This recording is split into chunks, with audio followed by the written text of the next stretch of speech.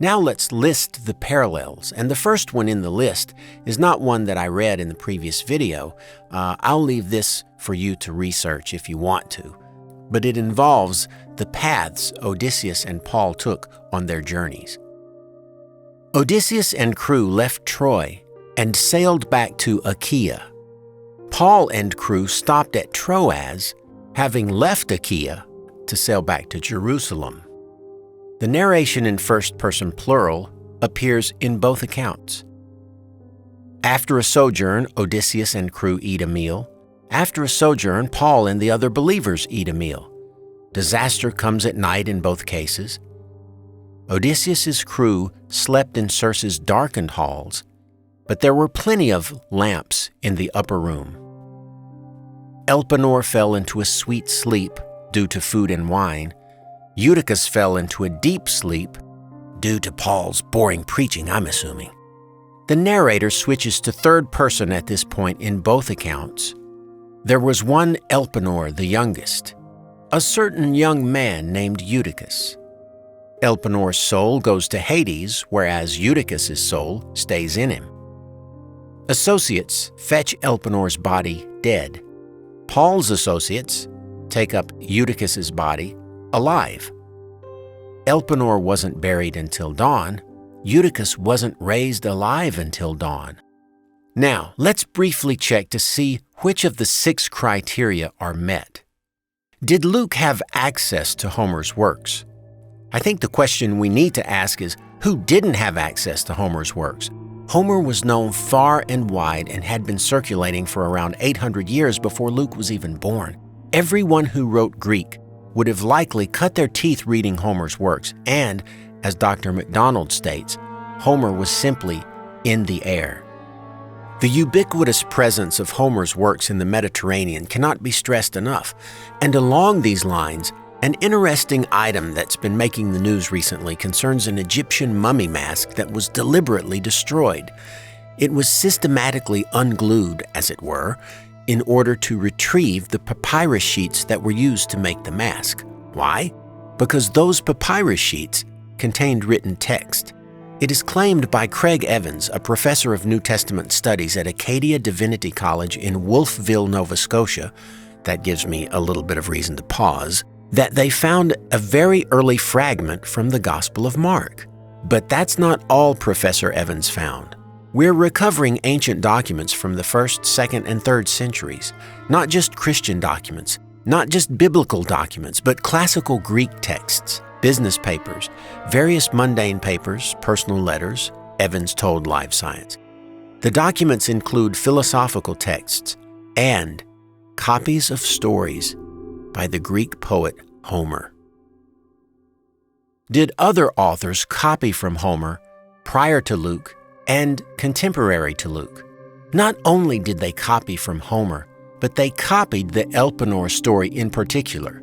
Virgil created 2 characters based on Elpenor in his work called Aeneid, Palinurus and Maecenas. Plato also created a warrior character called the son of Arminius. This character is an inversion of Elpenor and is called bold, whereas in the Odyssey, Elpenor is anything but bold. Plutarch wrote of a young man named Thespesius, who had fallen from a height, struck his neck, and died. He then revived on the day of his burial and told of the things he had seen in the netherworld.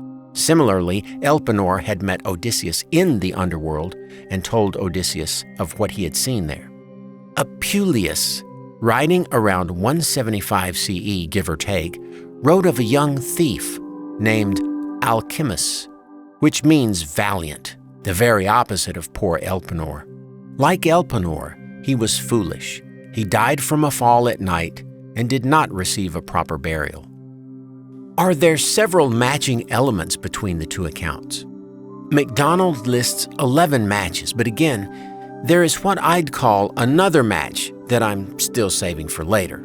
So, there are 11 different matching items, and it is here that we need to discuss briefly the concept of inversion. Even though a few items are opposites, due to their distinctiveness and ability to interpret the hypertext, we can count them as matches.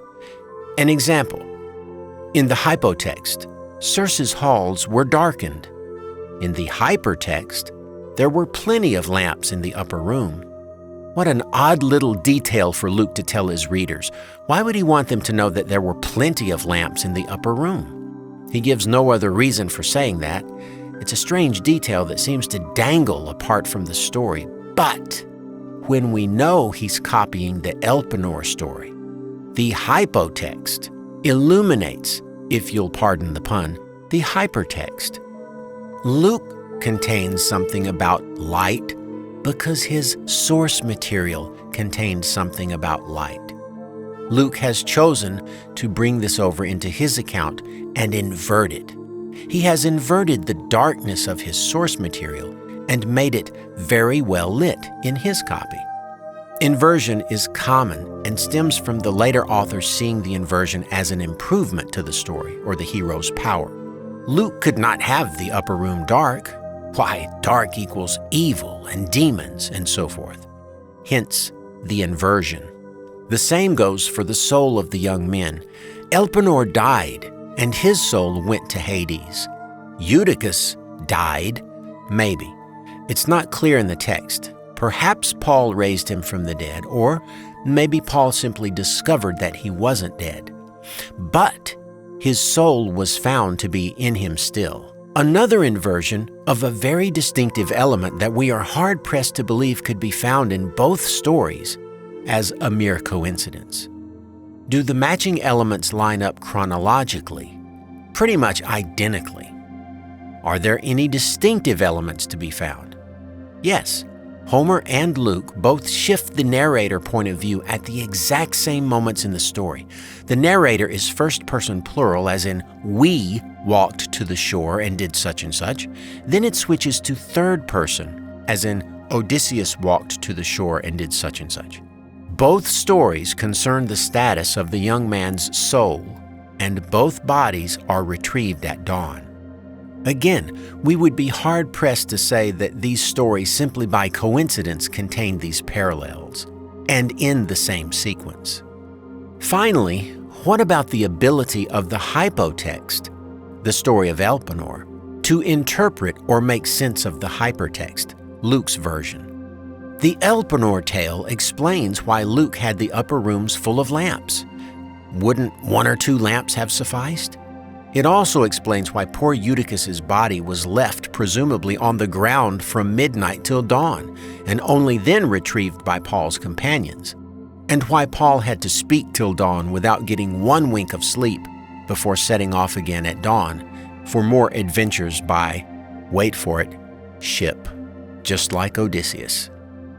With so many parallels and inversions that match, as well as the chronology and distinctiveness, and in fact, all 6 criteria being fully and unquestionably met, we could stop here and safely conclude that, at this point, Luke copied from Homer. But there is one more reason to believe Luke deliberately copied the Elpenor scene. We saw in the Excavating the Empty Tomb series, not plugging, that a name can have a meaning. And it can also help put the final nail in the coffin that indeed copying occurred. We saw that the anonymous woman who anointed Jesus would be known far and wide for her act of selflessness, although ironically, she is not named in the scene. This is very strange. It's a strange thing that makes little sense, in fact, no sense, until we recognize that the story comes from a previous story. And interestingly, the woman who washed Odysseus's feet, his elderly servant Euryclea, gave us the answer to this mystery of the anonymous woman who somehow would gain fame far and wide, even though no one knew her name. The woman in Mark's Gospel would supposedly gain far-flung glory. And Euryclea, Odysseus's maid who washed his feet, Euryclea in Greek means far-flung glory. There is no way, in my opinion, that this could be mere coincidence. It was a borrowing with a twist. These kind of writing techniques were utilized often, and I think there was sort of a challenge to see how many sources you could merge together in your story. And it also made the authors look clever by referencing the older stories, yet twisting them and rewriting them into a new story. Now, if Elpenor was unfortunate or unlucky when he ironically survived amazing sea adventures only to die by falling off a roof after sleeping off his alcohol binge the night before, what would you guess the meaning of Eutychus's name would be? A boy who fell from a high window but survived his fall. You guessed it, the opposite of Elpenor. Lucky, fortunate. There is no doubt whatsoever that Luke, quote-unquote, copied the Elpenor scene when crafting his own fictional scene of Paul in the upper room. And it is no coincidence that the boy's name meant lucky, because Luke chose the name to fit the scene as well as invert Elpenor's unfortunate fall into a fortunate one for Eutychus. Luke was not reporting something that actually happened. He was deliberately crafting fiction, and his hypotext, the Odyssey, had been copied and reworked by many other authors before him and after. Although many other questions arise at this point, the most serious one to me now is this: how can we now trust any claim from the book of Acts, if in fact it contains deliberate fiction dressed up as history?